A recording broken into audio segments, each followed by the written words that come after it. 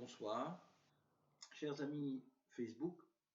Ce soir, nous allons parler de la paracha Vaïshlach que j'intitule Le pacte avec Ésaü.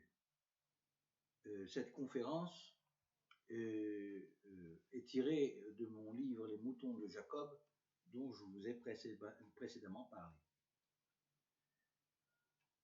Les malheurs ne viennent jamais seuls, car du moment où une personne est jugée dans les sphères supérieures, tous ses comportements sont passés en revue et jugés. Les accusateurs sont des acolytes qui se consultent et se soufflent des paroles accablantes pour la personne jugée. On s'empresse de s'assembler dans la salle du jugement, on se souvient de chaque détail de la vie du prévenu, on évoque ses actes malfaisants, ses gestes méchants,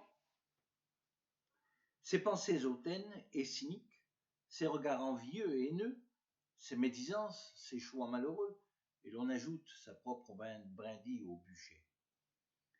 Les représentations d'Ésaü et de Laban dans les sphères supérieures se donnent la main pour plaider la culpabilité de Jacob. Celui-ci est conscient de ce qui se trame contre lui.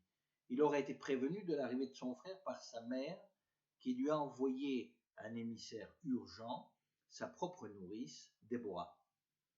Il passe son temps à prier, car la prière et les bénédictions altèrent la matière et changent la destinée des gens, ainsi que les verdicts. Une lourde ambiance de crainte et d'angoisse pèse sur le camp, car il sait que son frère le déteste et se sent lésé de son droit d'aînesse, de la bénédiction paternelle ainsi que de sa promise, non pas vraiment qu'Ésaü ait eu des intentions à l'égard de Léa. Jacob a éveillé la haine et brisé le lien fraternel entre les deux.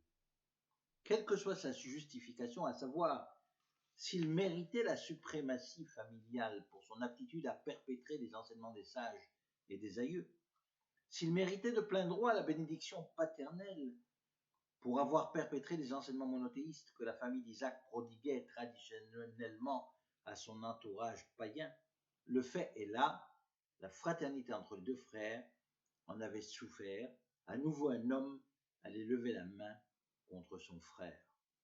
C'était le crime de Caïn et Abel qui se reproduisait, un défaut de fabrication inexorable dans la création divine des sentiments humains, l'amour étant inlassablement assujetti à l'honneur.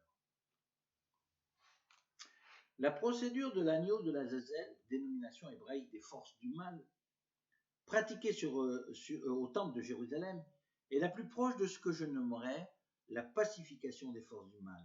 La compromission avec les forces du mal était pratiquée par les Hébreux couramment, et jusqu'à présent, toutes sortes de pratiques s'y réfèrent, comme par exemple la coutume de jeter une partie de la pâte à pain, une fois levée, en récitant la prière de la Frashat Achala. De même, à un niveau communautaire, dans le temple de Jérusalem, il était coutume de faire basculer du haut d'une montagne, en face de la vallée du Jourdain, une brebis désignée à cet effet. Jacob comprend parfaitement bien le rôle de cette consécration aux forces du mal, et il décide de fournir au mauvais penchant, belliqueux, rancunier et vengeur de son frère, sa part d'offrande, afin de l'amadouer et de lui soustraire la haine que celui-ci rumine depuis 20 ans. Il envoie donc 7 vagues successives de bétail avec 7 bergers, messagers, chargés de dire à Ésaü, « Voici une offrande que ton frère t'envoie. » Il marche derrière nous et il s'impatiente à l'idée de te voir et de t'embrasser. Combien judicieux est-il de combattre le mal et le mauvais penchant d'une personne en devançant ses énergies négatives et en l'abreuvant de gentillesse et de cadeaux. Cela, nécessairement, a pour effet de vider de tout contenu sa haine et son désir de vengeance. C'est une façon d'amadouer la personne belliqueuse, et celle-ci se rend confuse et honteuse de fomenter un mauvais coup contre quelqu'un qui a à son égard tant de sentiments aussi chaleureux. Les 7 convois ont un effet exponentiel, car chacun d'eux brise le peu de méchanceté qui a résisté à la vague précédente. La répétition 7 fois de l'acte avait dans la tête de Jacob pour objet de briser son animosité dans les sphères supérieures. Car nous l'avons vu, le rôle du chiffre 7 est bien mystique. Un proverbe juif dit à ce sujet, « Celui qui déteste recevoir des cadeaux vivra longtemps ». Dans l'esprit du grand homme, ce geste généreux n'est qu'une mesure supplémentaire de sauvegarde. Le vrai combat entre les deux frères a déjà eu lieu, la veille, dans les hautes sphères supérieures. Était-ce un rêve? Était-ce un semi-état de prophétie? Était-ce un état de transportation de l'âme? Il est certain que nous ne saurons jamais dans quelle sphère supérieure et dans quel état d'esprit était le prophète lorsqu'il se battit contre l'ange d'Ésaü.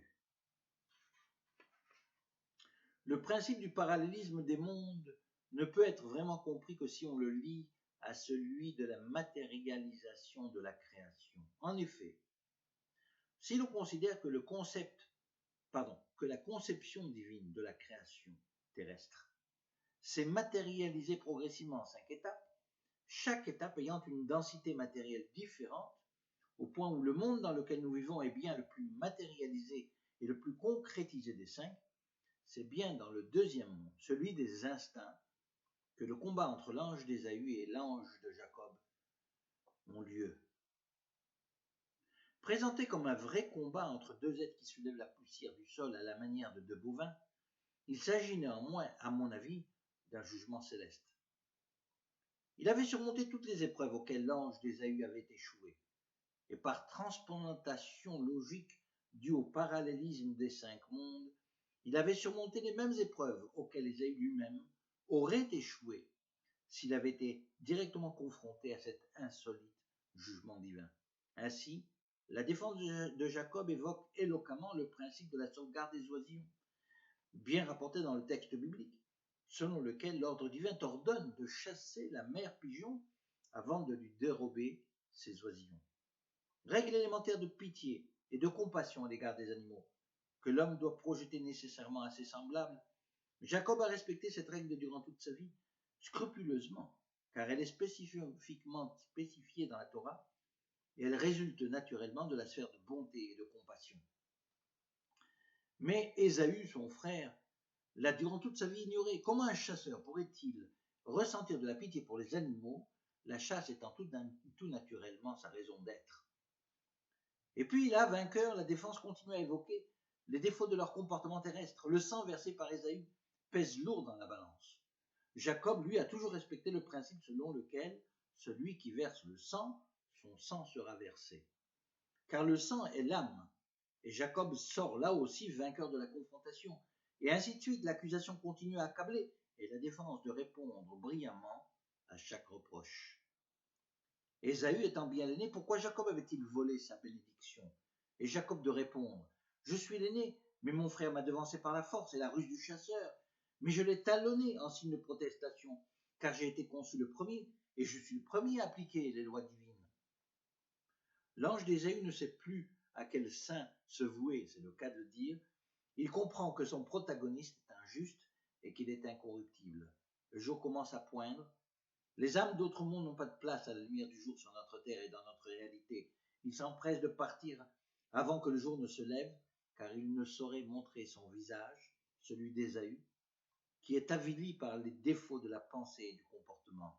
La vieillesse n'avilise-t-elle pas le visage et le corps des personnes âgées? La méchanceté d'une vie ne trouve-t-elle pas une expression plus marquée sur le visage d'un vieillard? Par contre, les qualités de l'homme n'embellissent-elles pas son visage? Pourquoi les bébés naissent-ils tous si beaux? La pureté de leur visage et les qualités de leur corps ne reflètent-elles pas l'innocence de leur état? Mais Jacob ne le laisse pas partir. Ce combat étrange le préoccupe. Qui est ce personnage de la nuit? Qui es-tu? Lui demande l'ange. Et Jacob de répondre, Jacob. L'ange lui dit à présent, tu ne t'appelleras plus Jacob, mais Israël, car tu as combattu aux côtés de l'Éternel. Jacob est confus. C'est le combat, lui, auprès de Dieu. Pour qui l'ange combat-il, lui? Il comprend à cet instant que l'ange représente l'âme d'Ésaü, son frère, que le combat tant redouté avec Ésaü venait d'avoir lieu, et qu'il en sortait vainqueur. Hélas, nous l'avons constaté, nul ne peut sortir complètement intact devant la justice divine. À chaque défaut du comportement humain correspond un membre du corps. Le jugement qui condamne un individu pour son comportement défectueux lui assigne une maladie ou un manque quelconque corporel ou autre, selon ce qu'il a fauté. Ainsi, dans le cas dans le cas de Jacob, il avait surmonté le combat avec l'ange d'Ésaü, mais Jacob, atteint dans le muscle de la jambe, comprend qu'il est puni pour la rapidité avec laquelle il a triché son frère, car c'est avec la jambe qu'on accourt au-devant des mauvaises actions, et c'est donc par la jambe que Jacob est puni. D'autres diront qu'en se courbant pour faire sa prière chaque jour, il souffre et paye le prix de l'exil.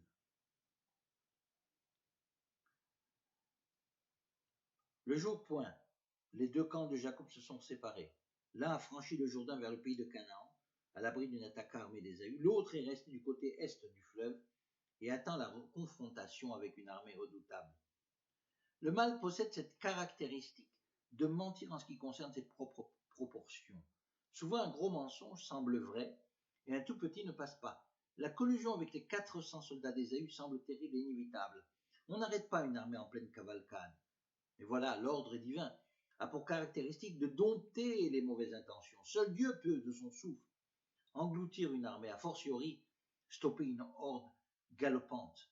Jacob tremble, il se prosterne devant Dieu, marmonne son chemin Israël. Son heure est venue. Derrière lui, à quelques centaines de pas, ses 4 femmes et 11 enfants sont terrifiés. Ils se blottissent et tremblent de peur.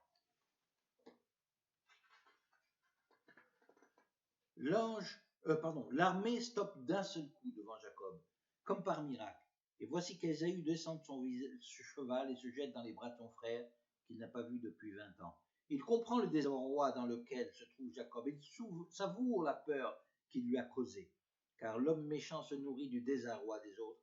Il y voit un honneur que la puissance attribue à sa personne. C'est le respect des gens forts pour les gens forts. En se baissant pour saisir Jacob et pour le relever, il sent la force de la puissance et la puissance du droit d'aînesse, que le fait de sa naissance ne pourra jamais lui ravir. Il a pardonné à son frère les rivalités de jeunesse. En fait, il a changé d'avis sur le sort qu'il entendait faire à celui-ci. Car en voyant tous ces tribus, ces 7 vagues de moutons et brebis coloriés, bariolés, tachetés d'un roux dont il est lui-même abondamment béni, Ésaü est un personnage roux, nous le savons. Il est donc dénommé Édom, qui veut dire en hébreu rouge. Il adore le rouge du sang, qu'il verse en abondance. Et cela correspond parfaitement bien à la personnalité feu qui le gouverne. Il croit que le miracle des moutons bariolés qui s'est produit devant ses yeux, elle a été en son honneur. Il est flatté, honoré. Et la couleur du sang résume toute sa vie. Il y voit là un pouvoir extraordinaire et comprend que Jacob est le protégé de Dieu. Le grand rabbin Yehuda ben Moshe Ptaya, que son âme repose en paix, a innové l'interprétation suivante. Le terme Vayeshakeu, et il l'embrassa, cache la pensée réelle d'Ésaü lorsqu'il se penche sur Jacob afin de l'embrasser. Les initiales du terme Vayeshakeu se rapportent à l'inverse de la phrase Vayomer, et il dit Achi, mon frère, Kara a appelé, Shmo, son nom, Yaakov, Jacob, Vayehakveni, et il m'a talonné. Ainsi sa bise cachait une mauvaise pensée. La journée qui va suivre soulage bien entendu le prophète, mais il va devoir pactiser avec son frère pour s'en débarrasser ensuite en prétextant que ses troupeaux sont lents et ses enfants sont tendres et qu'il lui faut faire chemin séparément. Ces 3 événements conjugués, le pacte du Galad dans le Golan, le combat justicier de Jacob avec l'ange d'Ésaü, ainsi que sa réconciliation avec son frère, constituent à bien des égards une sorte d'intronisation de Jacob en tant que premier roi d'Israël. Car afin de pouvoir régner sur sa famille, les 12 tribus d'Israël ainsi que sur le futur peuple qui naîtra de l'esclavage en Égypte, encore faut-il que Jacob soit net et complet à l'égard de soi-même, à l'égard des hommes et à l'égard de Dieu. Voilà donc le récit de la réconciliation entre Ésaü et Jacob. Nous continuerons, si Dieu veut, la semaine prochaine. Je vous remercie et je vous souhaite un bonsoir, chers amis Facebook. À bientôt.